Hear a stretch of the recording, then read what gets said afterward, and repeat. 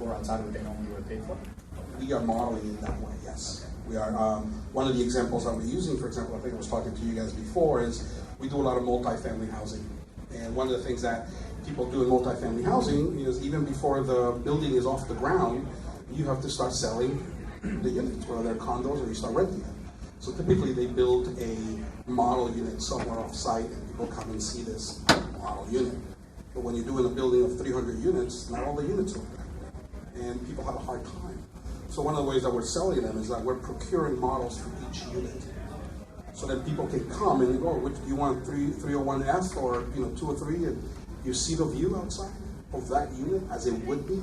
You get to see the space as it would be, and you're capable of making some design decisions if you want to that level, lighting, cabinets, colors, carpeting, and you get engagement, so sales for them become faster. And by the time that the building's up, they might have everything rented or sold. So there's an opportunity for us where we're capable of telling them it's going to cost you X if you want that. And for them, okay, so I'm going to pay you this, and I'm going to have them all rented in, instead of 8 months, in 3 months.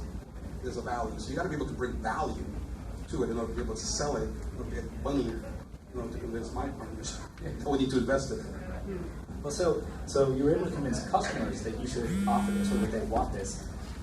Did the process start by talking to customers, then coming and saying, hey, look, there's a market pull for this, or internally, hey, I think customers might want this, let's go validate it? Which way did that?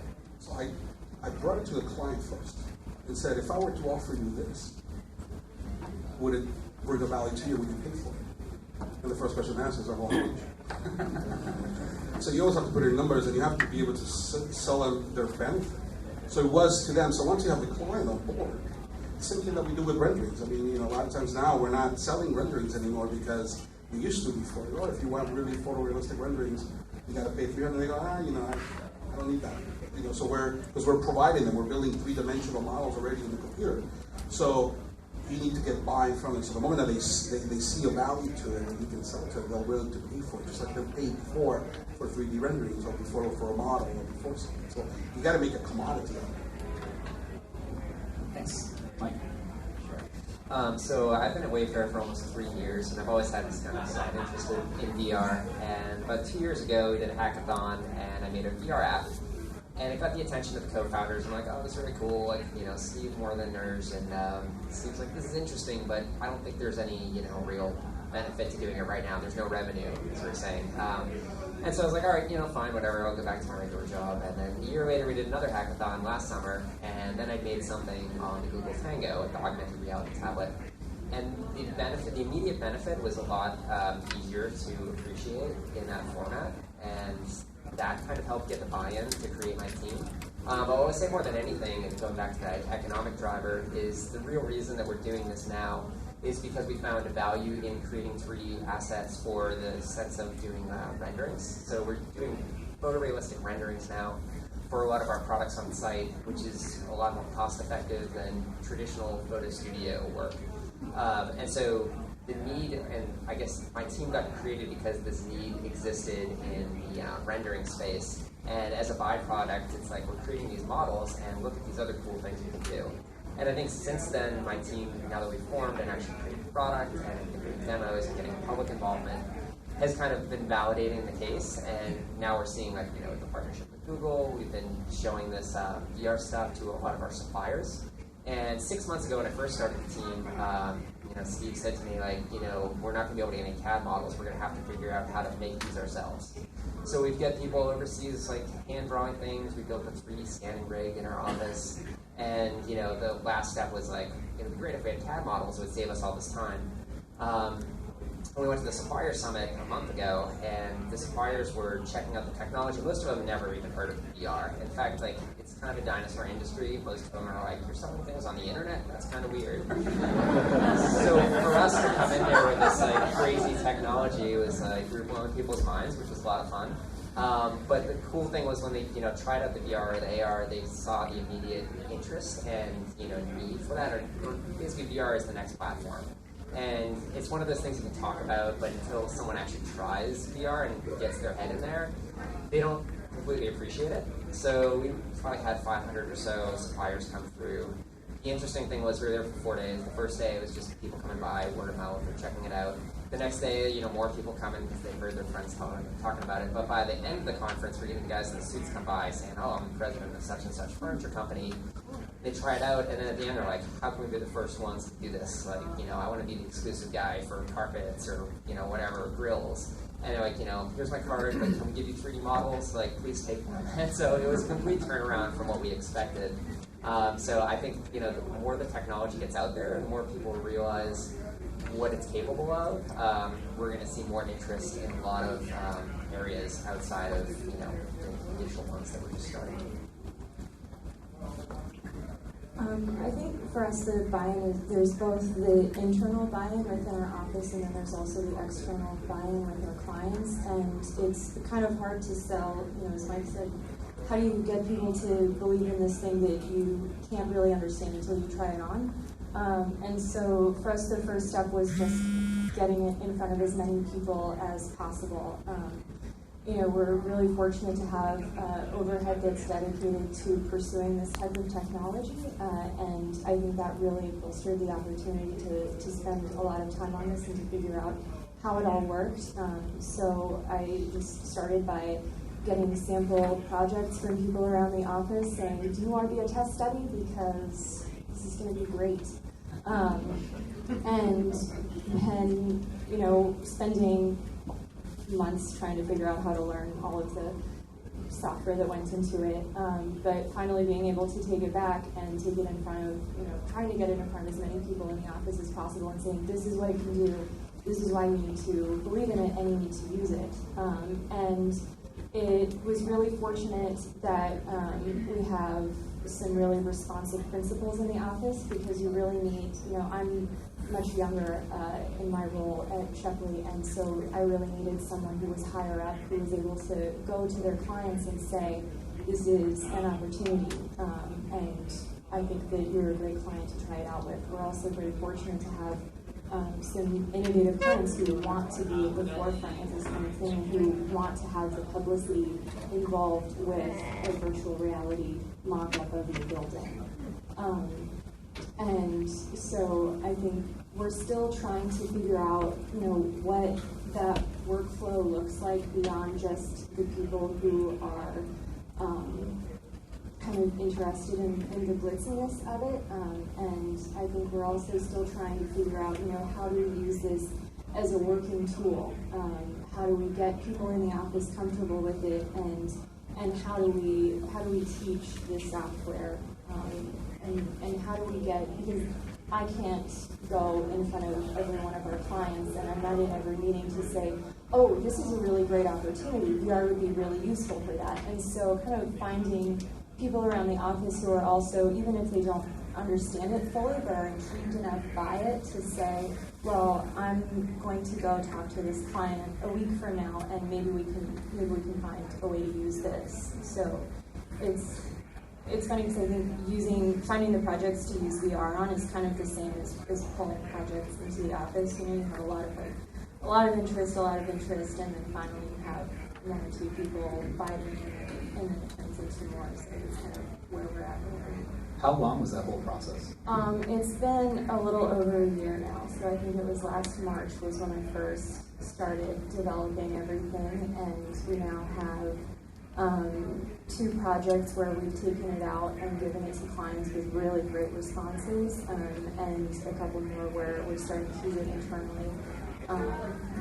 And we've got, I've taught 2 other people how to use the software and figure out the workflows, so it's nice because it's really getting disseminated.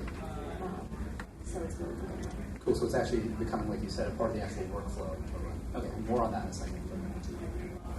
Buy-in was huge for us. I mean, we talked about exposure to the technology. It was extremely limited, as you probably can imagine, at a 140-year-old ballpark and a bunch of baseball executives. So getting them in and use the technology was really big. And I knew we had an opportunity to use this to work with this when our executives spent about a half hour in a virtual Yankee Stadium so that was a real win for us. Immediately getting out of that was another challenge. But the other big thing for us is going back to the 104-year-old ballpark is proving that this can exist and coexist with our history, our tradition, and good work. It's not enough. It wasn't enough to just simply say, hey, we're going to do a great VR experience. It's going to work out, trust me, with the investment needed. Thankfully, we didn't have to market, we don't do it for revenue immediately. But building out the whole concept was really important, getting it to the point where they really couldn't say no because we checked all the boxes. It's going to wait to rep the dugout. How can you not? Fenway Park that works. It's just a headset, it's flexible, it can move, it's not going to get in its way. And it's going to bring you next to big copy. So that was really big. And then on the content side, it was getting big copy to say yes to a camera being in the battery box next to him. So once we had that, which was no small feat, to say yes to that. But once we had that, we knew we would have something that could be approved and could be pushed forward, which is really important. Now, on the business side, that's just the marketing side, we're giving value to our fans coming apart, but getting our salespeople to buy into the technology, being a tool for them to move tickets to our tourist groups, saying, understanding that this could be a tool for them to add value to the tours at Fenway Park and to add value to fans in Asia who can't come to Fenway Park. That's another hurdle because, again, the ticket price is there. It's still a challenge, so we'll thank for advice on the business plan. But I guess those were the three major hurdles. We're not there yet. We're getting there, but we move slowly. And this got Wi-Fi last year, so getting to our first phase was really important for us. Getting that first initial step was really, really important. Rapid innovation though, from Wi-Fi to VR. It takes like 4 years or so. That's what we're talking about. Technology happens in leaps, right? And it goes like this, and then boom, you get something, right? And what happens at every moment is that you have the traditional way of doing things. There's always that hole, right? It's like you need to prove beyond that. It takes a long time to do that. So you're confronted with that. Yeah, and for us, it was proving that this wasn't 3D TV. People keep saying, all right, what is this a fad? Is this going away? In a year from now, am I going to have to spend another on another technology that you want to do? So, proving that it helped. Everything happens so rapidly. It was building in April, and seeing the response from the team, see that Budweiser, Visa, all these companies are investing in this so rapidly. On these experiences really helped us get that by. Awesome, thank you. So I think this fear of missing out is one thing I've seen a lot of companies that they'll sort of, they're interested in VR, AR, but then when they see their competitors start to make a move, okay, we don't want to be the last one, so we'll jump right in, even though we don't even know what we're jumping into. And what's interesting is I think with the panel we've got here, you come from sort of older industries, right? Red Sox, architecture, selling furniture to your point. So I'm curious, it seems like each of you had to be the VR evangelist in your organizations to really educate people, to convince them why you should engage in a pilot project, something like that. So from your perspective, do you think, these organizations, they kind of see it as, okay, we'll try it, we'll dabble. Is this 3D TV, is it going to go away in a year? Do you see the work that you're doing now as a pilot project and you're nervous that maybe it won't take? Or what would it take from the organizational point of view for them to say, this is a success, VR is the future, and they might be probably further ahead in that regard. So, just kind of open in that sense. Okay, sure. So I think we're pretty safe, but you never know. It's one of those things where we're trying to be innovative. Wayfair is at a size now, I think, where this is important for us to do, to kind of define who we are. We're, selling furniture online, but at our core, we're really a tech company. When I started, almost 3 years ago, we had 150 engineers. Now we have almost 850, and they're all in Boston. We're all, we're really a core tech company. And one of the visions of leadership is really to follow in the footsteps of Amazon. So break out of, just selling books and move into other technologies. So I think what we're doing, in Wayfair Next is really just saying, like, this is the tip of the iceberg. Like, VR and AR make sense for our business now, and our team is kind of all about what's next. We're getting into 3D scanning because that's useful. We're starting a new project for like damage detection and control. So I think that what we're doing kind of goes beyond just like one technology or just VR, but I'm pretty confident that VR is going to have a big place at Wayfair. I mentioned earlier that I see it as the next platform. Currently, our mobile platform, which is only a few years old, takes about 25% of our traffic. And so, as we see more and more people adopt mobile, VR, in my mind, is the next platform. We're going to see more and more people adopt VR. So, in our customer base, like, we're kind of the laggards of the market. It's not like our customers are buying this technology. So, one of our challenges is trying to bring it to them. We can probably speak more to that later. I don't want to dive in now if you want. I mean, it's a good point. Okay, just briefly to that, one of our challenges, I guess, getting product in front of our customers is that our customers are not going to be purchasing headsets or VR high-end PCs. So that's one of the challenges we've been thinking about. And even with Google's Hangout, it's an accessible device. It's going to be on the phone. They're planning on selling like 2 million of them this year. But it's really more of a professional tool. And so our approach to that is let's empower our designers. We have a new designer initiative that pairs global interior decorators with customers looking to redo, kitchen or living room, etc. And so the designer can bring this tool and this technology into the customer's home, get them exposed to it, and it gives them an edge up over other designers in the area because they have this fascinating technology that gives the customer better insight into what they're actually buying. And so we think it's a great opportunity for us to introduce the technology to a customer that is not going to be purchasing it on their own in the near term. And then in the long term, like, we've got that technology already built up for when it becomes mainstream. I mean, we find a challenge in that as well because, as we were saying before, you can take the goggles, bring it somewhere, you can bring someone to your office, but that's not happening all the time. So how do you send that and bring them into that from wherever they are? So I mean, that's the other avenues that we're trying to pursue, and how do we send something so that they're experiencing it? So whether we send them, the cardboard, glasses, or we give them the ability through different softwares to use their iPhones, their iPads, to experience the same thing. So we're trying to not only leave it on a computer, but that somebody can take it on their iPhone and somebody can experience the same thing. So we're trying to see how that can also happen. And I was mentioning before that a great commercial that kind of inspired me for that was it's a Comcast commercial.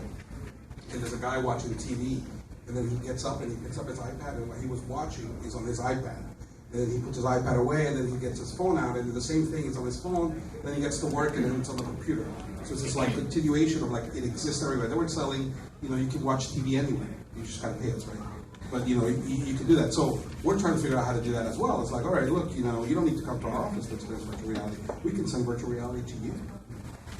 And that's where we're experimenting a lot. I think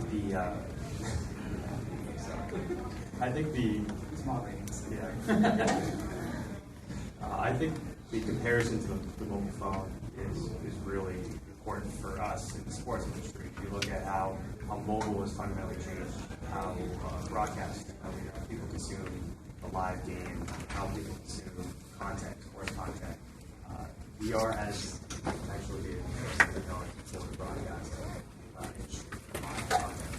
So I think we're going to be forced to keep the ball rolling on VR, like it or not, because it's going to be there. That might not be imminent year, 2 years, but you see what started the NBA season, the Golden State Warriors, continues both broadcast live and VR. That is going to probably happen before we know it across the industry. We're very lucky to have LB Advanced Media, the tech powerhouse, the streaming side, who can support this for all teams. But it's going to be, that's an important piece that I think will force us to stay vigilant, stay aware, and stay at the forefront. So far, we've mainly been focusing on being present while people are using VR. I spent a lot of time looking through different methods of portraying those spaces. And I think what I kind of came to realize is that at this point, you need to have a high quality experience that you're sharing with someone for them to want to try it again.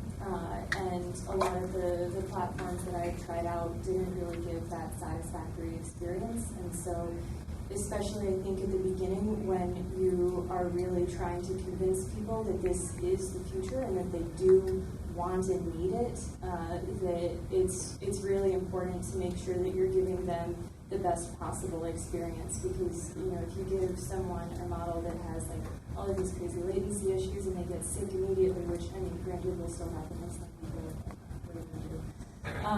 But if everyone is getting sick and you're 3 people down the line and you're like, hey, log out, Zack, I'm gonna do that, then you kind of shut down that opportunity. So we've really been focusing more on, we have a laptop and we have an Oculus and bringing 2 meetings for that purpose.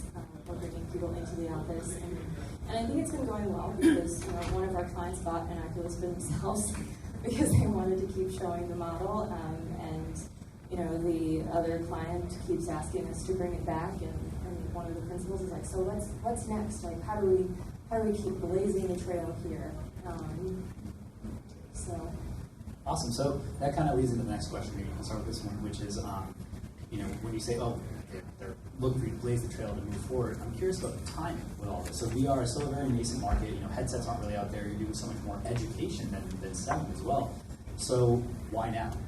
What is the first mover advantage? Is it that you're going to get this technical expertise and you're always going to be a little bit ahead of the competition? Is it that you think your customers will see you as the VR firm? Why now? I think that's something that, if I understand your question correctly, I think that's something I've still been trying to figure out, like what the next step is.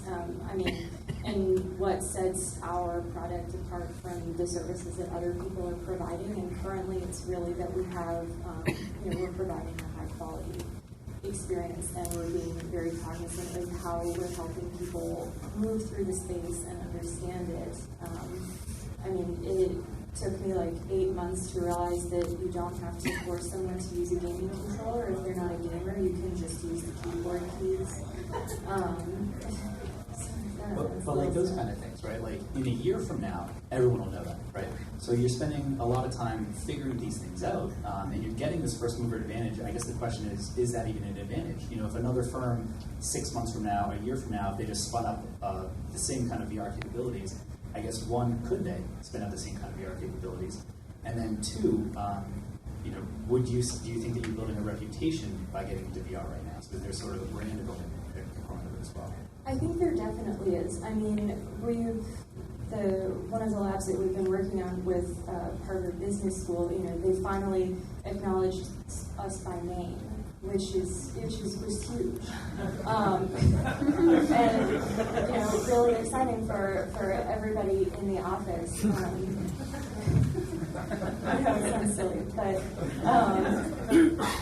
and so we're building that relationship now that we're not waiting for other people to figure it out. We're the ones who are figuring it out.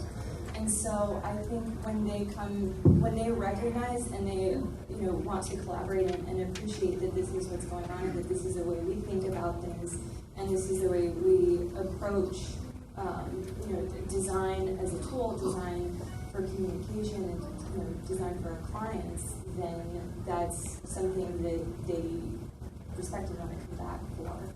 And it takes a good bit of legwork to get all of this stuff going, and especially to get it at a point where it doesn't make you sick. So, I guess it depends who you hire as to how fast they can spin this stuff out. It took me a long time because I didn't have any experience with it ahead of time, but I think also the fact that I was coming from it more with the perspective of a designer rather than the perspective of a game designer. I was able to kind of figure out a method that was going to work best for our application. So there's also some tailoring involved in that process.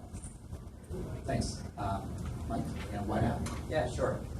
So I'd say at least like half of the value right now for us is like in this publicity and this thought leadership. We're really trying to position ourselves as, going after something that we believe in and being a leader in the space. But again, there's like that core, like real reporting use case for our company that it just makes sense that we'd be going after this. I guess on the PR side, one of the great things that we've been doing with the work with Google, we were just at Google I/O last week. We were one of 6 developers that were invited to be there to show our app, and they demoed it on stage, and there's a lot of people and a lot of developers looking at this stuff, and that's probably the first time they've heard of Wayfair, and like, oh wow, Wayfair, that's a cool company, and it's good for us for recruiting, it's good for us for just brand awareness and product awareness, and we want people to think of us as a tech company rather than just like a furniture company. I think that the big thing that has to exist is that you can't be seen as a user, you have to be seen as an innovator with it. And when your peers, even if your peers see you as that, they'll realize that you're innovating with it, and if people are picking up on it, they can be users. There are other architecture firms, many architecture firms, interior design firms and everything, that are using it as a user, right? So the idea of differentiating yourself from that you are innovating with it, that's, I think, one of the key components. I mean, we have an architecture firm that does modular housing approaches. That's all they do. They do modular homes. And they go, can we hire you for you to model all of our homes for marketing? So they're willing to pay us. So there goes the valley, right? The money again thing, right? That we're talking about. So people have to begin seeing you as that you're innovating with it, and that you're providing this not as a user component or a gimmick component, but that you're taking the technology. You have to continue exploring with the technology. As we were saying, you have to find the next thing, and the next thing. I mean, one of the people who's working in the firm with this, we were watching one of the models that he had built, and I said, wow, wouldn't it be great if I could just jump off that bridge? And he goes, I can do that. And he programs it. So he's teaching himself programming, he's learning programming. He goes like, so it's taking it beyond and taking control of it, and then you become an innovator with it, and then that's something in genetic to you. That's a great answer, thank you. With the Red Sox and Fenway Park, there was certainly a compelling branding argument. As I've mentioned a few times, bringing this type of tech to an old ballpark is something that we want to continue to do, we're proud of doing. We're not leaving Fenway Park, so we need to figure out how to make it work with new technology. The other one is it's becoming harder to convince people to spend the money to come to a game at Fenway Park. We had to sell the street, but now, I mean, it's a reality. Still, people are aware of prices. People don't want to spend the money that their family of 4. You don't want to spend the money on tickets, on parking, on merch, on food, and then maybe leave in the 3rd inning because your kid's out there. So we want to extend your time here, add value, how you see that the money you're spending is not just for the game product, but for Wally, for why we have Tessie, our mascot, Wally's sister.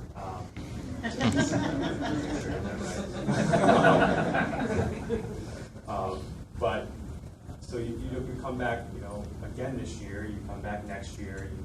You bring down the road. You come back with your friends. And you think that if you come to the ballpark, you become a fan for life.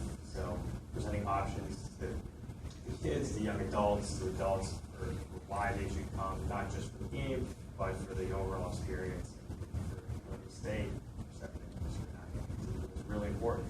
It's important for a lot of people in the park. So those two were high top of the list. Cool. So we've got some more questions that we can kind of talk about here, but I want to open it up. We've got a great panel, so this is a good opportunity. Oh, here we go. Is there a way that you can envision incorporating haptic technology into your experiences? Zack, for example, you mentioned the Yankee Stadium home run derby. I mean, was that actually where you could hit a ball and not have a Yankee Stadium? If so, can you adjust it to guarantee that I could hit a home run? Yeah, that was important when we had trying internal buy-ins to make sure the right people could hit the home run. We are focused on that, I would say, for next season. We would love to have Fenway Park, you step in a batter's box in Fenway Park and face David Price or face Price the knuckleball. And I think we're there. I think we can certainly do it. Again, going back to the buy-in, question, which always seems to come up when you ask for money from bosses. But I think we'd love to enhance what we currently have with more active use of VR concept, 360 videos. So I can see, we're at a point we can adjust the speed. We'll be able to adjust the speed, adjust the pat size. So you can come in and you can hit one 800 feet. Just let me know. We'll make sure we'll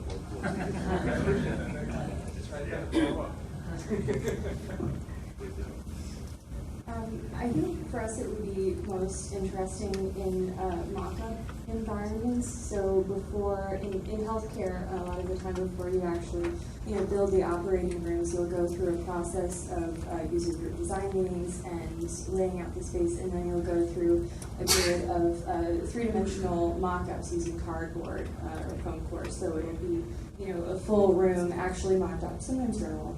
But I think to be able to use VR in those situations where you can't build every single room, or if you want to have 10 different people in a line try it out and actually be able to start to move the equipment around or move it around before they get into the mock-up phase, so that you don't have to spend. I mean, mock-ups are surprisingly expensive, just so you know. I had no idea how much they cost. But if you can use VR to limit those design options that you then have to build, it's better for everyone. You don't have to spend as much time putting all of this stuff together, buying all of the materials. Mike, are you building like a bang your shin on the coffee table sort of haptic? We did experiment with attaching sensors to real furniture and moving it around, and it's pretty cool. I'm excited for haptic feedback in the future, but at the moment we're just trying to get our hands around controller interface too. So having that ability to move around and with some limited vibration stuff when you interact with things, that's what we'll probably have in the first generation. But then with gloves and everything, yeah, we'll embrace it. Frank, I don't know if you have anything to add on. Yeah. So more questions. Sure. Yeah. One question is, if you're a company whose products are mainly selling product to end consumers, what are the challenges you think to get all the devices that allow consumers to consume your product in VR, AR, MR, whatever, and what also the social challenges? I mean, the whole story about Google Glass, 3D TV with the glasses on, it kind of failed on the social issues right there, that people just, it's very isolating consumption of media and products. So what are the challenges that you see, and how would you think you can overcome those? Sure. I can speak to that if you like. I think that the social VR is a really interesting platform that no one's really experienced yet. I was fortunate enough to try an Oculus demo at the Connect conference last year. And it's really amazing to be in this virtual space with another person. The avatars they were using were really rudimentary. It was a floating blue head and some hands. But after just a minute or two talking with the person, you really had this really interesting connected experience. And so you can do that across boundaries across the country. With what we're doing at Wayfair, you think about purchasing furniture for your home. That's often a multi-person decision. Your spouse or your roommates want to be involved in part of the process, and oftentimes you're working with a designer or sales rep that's kind of stepping you through it. So the experiences that we're going to try to build incorporate this multi-user environments where we're expecting that to just be part of it. You're going to be in there. It might not be a physical virtual 3D representation of the person, but it's going to be some type of avatar that you can interact with. And again, that kind of melts away when you see the natural interaction and you hear their voice and they're actually over there and you're looking at them and talking, they can see you look at them. It's really kind of hard to explain. It's like VR in general. You have to try VR to appreciate it. I think with social VR, it's one of those things where you have to try it to appreciate it. VR today is isolating, but social VR is really opening up these connections that we don't have currently. Great. I don't know if anybody else wants to chime in on getting this stuff to your customers. That was kind of the question, I guess. Yeah, because everybody has a mobile device with them. So right. Yeah, and so I guess mobile VR is also. Okay, you have another device with me to So I think mobile VR is going to be really the driver for this. Gaming is powered by high-end PCs, and that's great for your home experience. But I'm wearing this Daydream shirt. It's a platform that Google just announced for mobile VR, and it's essentially a specification for hardware manufacturers. And in reality, it's going to be another box that people are going to check off. Most of the consumers might not even know what that is, or, oh, it's a Daydream-ready phone, great. Like, maybe most of them won't care at first, but in a few years, like, all the phones are going to meet the specification, and then all you're really going to need is like a Google Cardboard, or the Daydream device that has a strap. It's essentially like a Google Cardboard for maybe $25. You can have this VR experience, and it's on a device that you already have in your pocket. Google Cardboard, we've already seen, has opened up like people's eyes to VR, but it's really a limiting experience. If you've tried like true VR, like on Oculus or on the Vive, like that Google Cardboard doesn't compare at all, and in fact, in some ways, it's giving people a false impression of what VR is. I think Daydream is going to really bridge the gap between the two platforms, and it's going to be a lot more accessible to a lot more people. I think just to build on that really quickly, it's interesting that if you can get someone with a mobile phone to get a cardboard, whether you send it to them or whatever, that's their first experience, and you might not be there to explain that's not the best thing that's out there. And here's what's limiting about you're really just seeing a static. You're not interacting with this content. You're not getting closer to it. You're just kind of looking at it a little bit. So that's sort of one thing to consider is when sending this out to customers, you're really putting them in kind of a uncharted territory, and they might not come back to you. I think you had a question? Yeah, since architecture is such an iterative process, do you see it, or do you guys usually use it as a end product, here, this is the house or apartment you're going to get, or is it part of the workflow where you're bouncing back and forth between, hand drawing and CAD and then into the goggles where, this is actually what it looks like, and you go back and forth, or is it just... I think that it's really beneficial for both. I mean, why limit yourself once you've developed it? So in architecture, you go through a design process, and then you go through construction documents, and then you go through the actual construction phase, and then after that, they get the building. And so kind of throughout that process, we're meeting with the client, and we're designing with them, and then we're designing again, and we're bringing something back to them.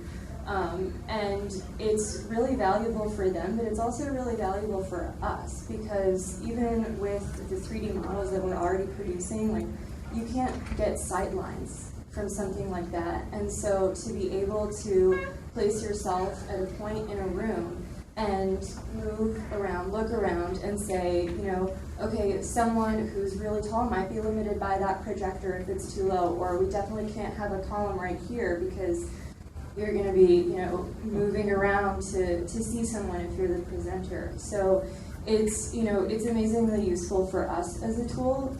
It's a fantastic way to share that with the client very quickly, so we don't have to spend as much time explaining. They feel more confident in what they're seeing and what their opinions that they're forming about what they're seeing. And it's also useful after the fact. Once we've brought everything together, then we can, and this also kind of, I think, depends more on the type of project that it is. We do some development work, and in that type of work, it really makes sense to have a model after the fact, once it's been built, that they can then share and they can take to whomever their clients might be and say, this is what you can expect, and this is why you should buy this apartment. An interesting way to think about it as well is when you have people that can't make decisions because they can't see it, you waste a lot of time trying to convince them. So we had an instance of that in which we were going through continuous, because we're not using, at this moment, virtual reality for all of our projects. We're trying to use them the ones that are paying for it. But in this instance, we had a client who were designing a house for, a very expensive house. The wife could not visualize anything that we presented. And she was getting very frustrated. And the husband was getting frustrated because she couldn't see and he wanted to move it forward. So then, you get to, after 2 hours, okay, why don't we gather again next week? And we'll try to figure out. So that's eating money. And if you explain it to them, like, look, you're wasting hours. We're going to be invoicing you. And then we built the whole model for her so she can see what we're talking about. She was sold in a minute. She's like, oh, I see what you're saying. And that was it. It was all it took. We actually even added sound to it. We had we had the virtual reality starting a car. And you could hear the rocks, the wheels, and you could hear it. And then you start hearing the water, and then the garage door opened. You went in the car, the lights turned on, and she'd hear music, and it was like little, classical music playing. And she saw it. And we saw that we didn't have to have more meetings to do that. So there's a benefit in that by designing with them, but offering them the ability to make decisions. I think that's what one of the things that you want people to make decisions with you, because then they feel invested in what they're doing. They don't feel like you're designing this and they're like, well, I didn't like that, or I don't know why you did that. They feel that they're making decisions with you. I think that's really interesting. That point of giving them the control, right? And you're just facilitating what they want. You have a question? You need to add a scent pack for baking bread. That's good. Yeah. Zack, I'm sorry. Zack, you mentioned that there was some challenge in getting the talent to join your project. I think Poppy wasn't immediately excited about having the camera behind it. Why not? I was expecting a celebrity is, yay, more connection with my audience. Well, for us, we wanted to provide as close to the game product as we can, as we could. So when they're in their teenage prep and having a camera in their face, it's a little challenging, but we were lucky enough, I will say, it wasn't a difficult subject. We were very lucky that we were able to put the camera next to David Ortiz, in front of Xander Bogaerts trying to film, trying to take ground balls at shortstop, and next to the catcher while David Price is throwing his bullpens. It was a challenge because they can't conceptualize what a VR rig is. We were using 7 GoPros and a monopod. We tell them that, but they won't believe us. They think they're going to have these infrared cameras that are in their face, and that we're going to be intrusive. And introducing them to the camera was really important, and how unobtrusive it is, how minimal it was. And once we were able to do that, it was really easy for us. So it was the initial, like with anything that we're doing here with the headsets, with the investment in the content, was the showing, demonstrating what this was. We really got it on board. May I ask, how did you have the GoPro in that as well? So we just hanging from something? No, we had it on a monopod, average 5'9" height, so that we could have anyone come through and not feel out of sorts. And we just kept it 6 feet away from them in a swing, 6 feet away from whoever our subjects were while filming, and it was great. It worked out well. We actually just wrapped up, so we released a reel from spring training, which was great. We had to make opening day, which is a big time for us. But we just filmed at Fenway Park, so we're looking forward to being able to provide our fans behind the scenes of Fenway, inside the Green Monster, in the clubhouse, in the dugout, places that you would never be able to get access to without the technology. So we're excited about that. You talk about what internal and or external resources you had to leverage in order to do what it is that you did. It's a big question. Who wants to take that one first? I think it's different for everybody. Quite different for all of us. So for me personally, it was kind of developing a relationship with Steve, the co-founder of the company, that helped me get the initial buy-in. And then borrowing tech, so when the Vive first came out, Jonah Forbes, who is a big Boston VR contributor, since moved to the West Coast, but he lent me one of his Vives, and Steve sent an email to all the level 6 managers and above, at Wayfair, to come hey, check out this VR thing. And it wasn't even something we made; it was just something that Valve had as one of their demos. But just to give people a sense of what VR is, what is this thing? And after that, there were so many people talking about it, and some of them weren't there obviously, so they wanted to come back. Oh, can we get that thing back? And there was enough demand that we did it again, and there was this internal excitement for the technology, and that really helped, I think, drive it. So we really just tried to get it in front of as many people as possible. So it was me kind of pestering, maybe for lack of a better word, a lot of people saying, "Oh, have you tried this yet? Oh, no, why not? You should put this on." And there's not a lot that's funnier than seeing one of the senior principals in your office put on a headset and just look around. She was very impressed and she loved it, so it worked out well. But you know, we have Beer Fridays at the office, and so once we had a couple of samples, it was bringing it out there and kind of doing like essentially a little meet and greet sort of thing. You know, we hosted a workshop in our office with Jeff, and we kept it in one of the more open spaces in the office, so we got a lot of foot traffic coming by and seeing what was going on. And I think when people see that sort of thing, and when people see other people having fun, they're like, oh, I'm gonna have fun too, I'm gonna try that. So we tried to leverage that a little bit, you know, the fear of missing out. It's actually like a great VR tagline. That looks like fun. I'm with you. Yeah. It's interesting hearing how it is to get people to try it. You know, people say VR, it's an actual experience. It's not that you're kind of seeing something, you're experiencing that thing. And there's no way to do it unless you actually put a headset on. It's almost like trying to explain to some degree of, hey, there's a new thing called color television, right? And it's like, all we've ever seen is black and white, as if the whole world had ever been black and white. You know, like that movie Pleasantville or something, right? I'm trying to say, oh, there's this whole other thing that I can't really describe to you, but trust me, it's awesome, right? I don't know if you want to comment on that last question. Yep. Yeah, so can you just talk about sort of internal software development versus external tools that you're using, and how much you're able to build internally? Are you using services organizations, software suites, all that kind of stuff? Yeah, I can talk to that. So we're doing most of our development internally. We use Unity as our core platform for 3D model creation. That is something that we're kind of outsourcing at the moment. Well, there's a few different model pipelines we have. So one of them is like outsourced and drawn, like we give some people a couple images and dimensions and say, make this thing. And then internally we built out like 3D scanning technology that we're trying to roll out. So I would say for the most part, we're doing like first party like game development. You know, we have a couple technical artists on the team, some game designers, some generalists, and for the most part, we're just building it out ourselves. Just to give you an idea of what we're using. We're using Unreal Engine, we're using Unity, V-Ray, Atlantis, Lumion, Premiere. We're using the Augment as well. We're using V-Ray, Atlantis. So we're using multiple softwares. We're using a couple of websites as well. So you know, we're working in that module. And one of the guys who's working on this is also developing his own stuff. So some of these softwares allow you to be able to modify them, to do some of the things that you're doing. So we're actually putting the next layer of information. So depending on what you want to achieve, you need to use there's not one thing that's for it, you need multiple things for it. So, you know, there's a multitude of different things in order to get to that spot. So.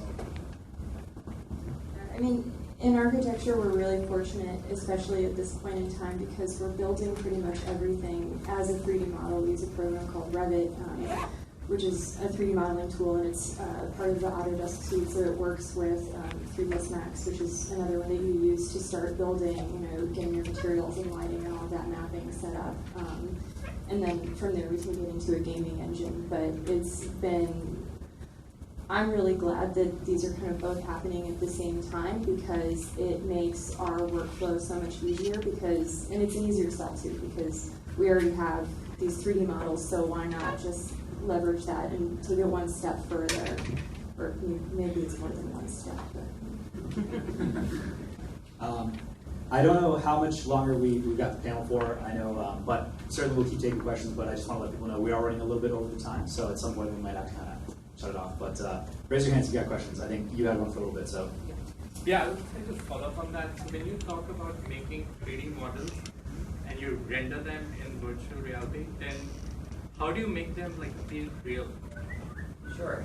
So there's a few different, I guess, I don't want to get into too much technical detail, but when you look at like a three-dimensional model, the first thing that you notice is like the color. So you have like a diffuse material that represents the object.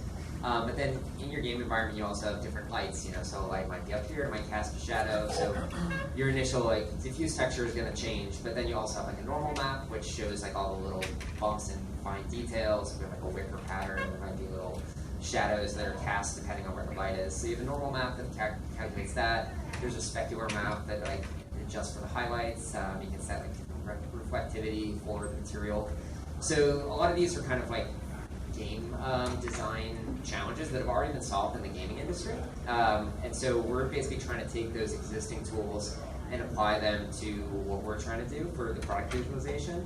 And there is, I guess, two important differences. One is real time, and one is like baking and rendering things out.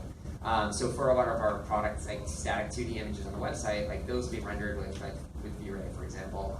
That's a long process. So you might get a really nice like scene, but it could take an hour to render it. In real time, you have to be doing that, like on the Rift 90 times a second. So there's a lot of shortcuts that they've built out over the years in game engines. So we're kind of taking advantage of those technologies for real-time applications. Cool. I think there's also figuring out when you need to show materials and when it's okay to just show a clay model.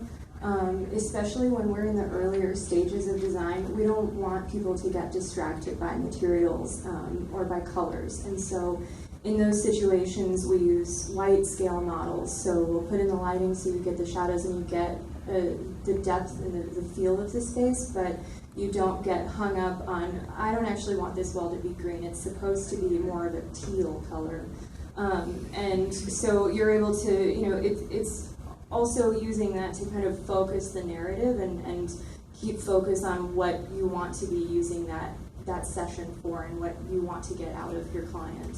That's a great point, because what you hear a lot of storytellers say in VR is it's really hard to control the narrative, right? So with this, kind of making sure that they're focused on what it is that you want them to be pulling away from the simulation, not, hey, is that teal or green or blue or cerulean or whatever color I'm looking at, right?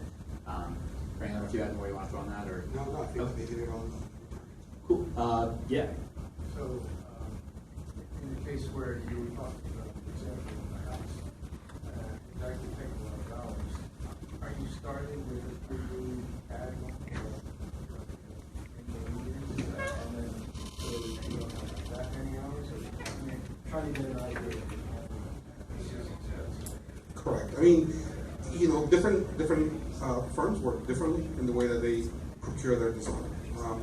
You technically always start with the hand sketching and the drawing by hand, and then going from there. You can then build some 3D models on SketchUp or different components, and then you take it into a BIM model, which is the Revit that we're talking about. So you have that model at that point that we're using for documentation purposes, plans for the construction process of it, to procure that. So technically, once you have that model, it's your interface model. You can take that model and put it through all of these avenues that we're talking about to create this virtual experience. It's a question of whether the project itself lends itself to it, whether you want to invest the time in it. But you already invested the time in it already, because you have the component. Now you just have to take it to the next level by adding the materiality and all of these components and the rendering of it. So you already have the piece. So you're not starting from the beginning for that. So the piece is there. It's whether you want to invest in that and how you see the decision process going after that, and how beneficial it would be. And I think it is, and I think it's a process that we're probably going to be moving forward the way that we do architecture. when you got to that point, where you got your model, you gave them the reminder of VR. It take many more hours to get to the point where you can say, here's what it's going to look like in VR. So that goes back to the component of money, right? Exactly. You have to figure out how many hours it takes that particular person to procure that. So you have to quantify that as well and be able to understand it.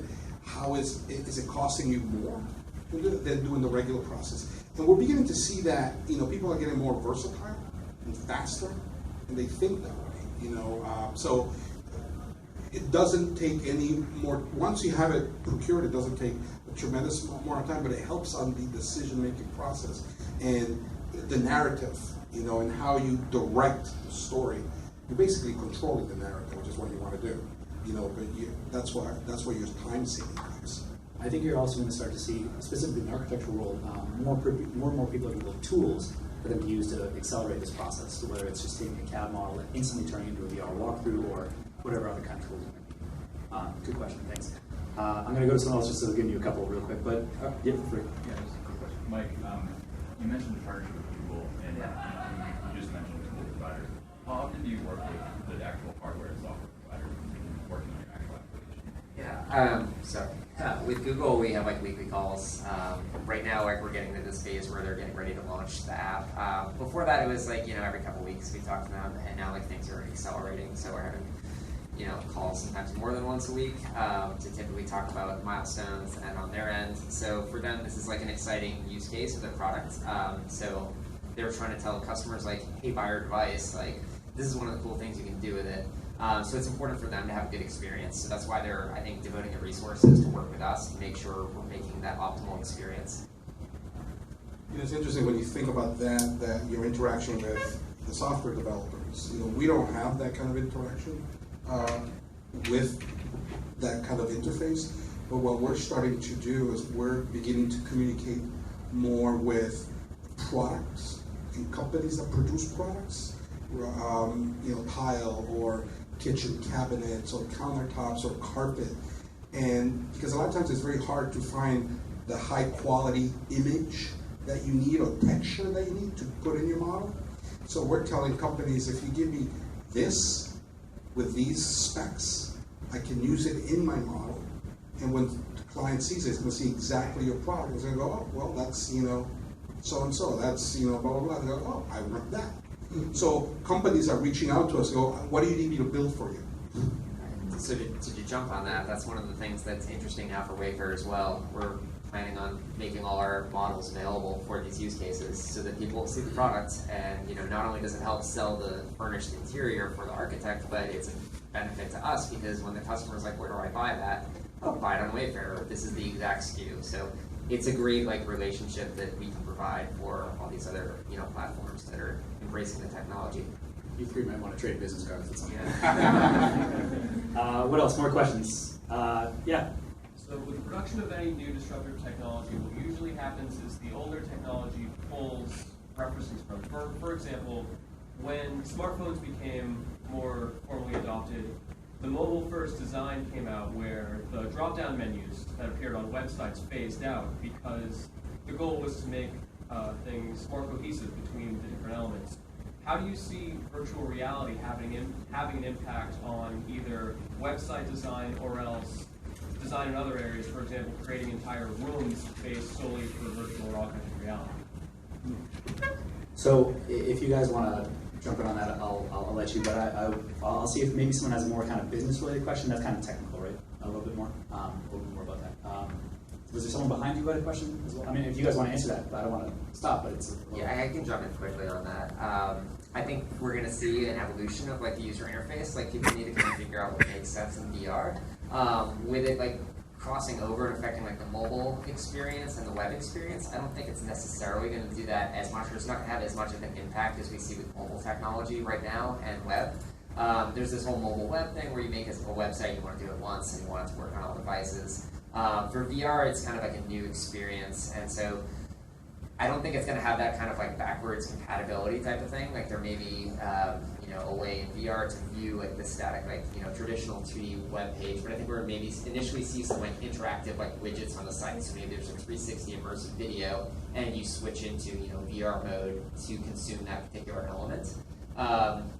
The only thing that I would say that I've seen that's close to that is like on YouTube or some of the other 360 viewers, you know, on the mobile experience, you can physically turn your phone around and kind of see the thing moving around, which is cool, but it's more of just another view for it.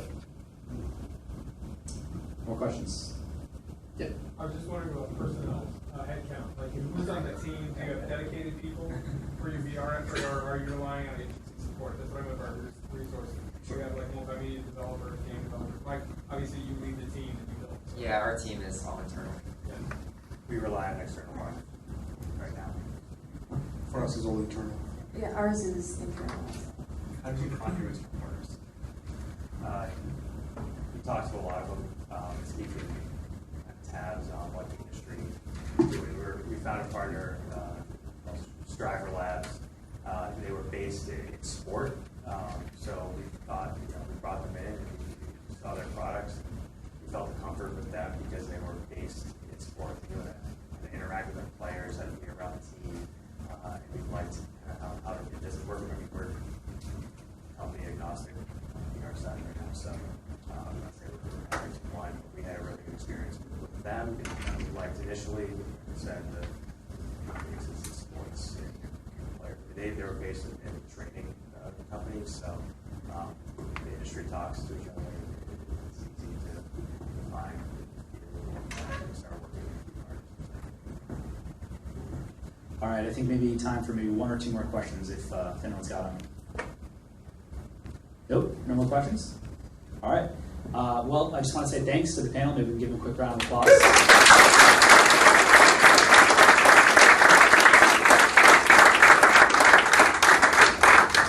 All right. Thank you, everyone. Cheers.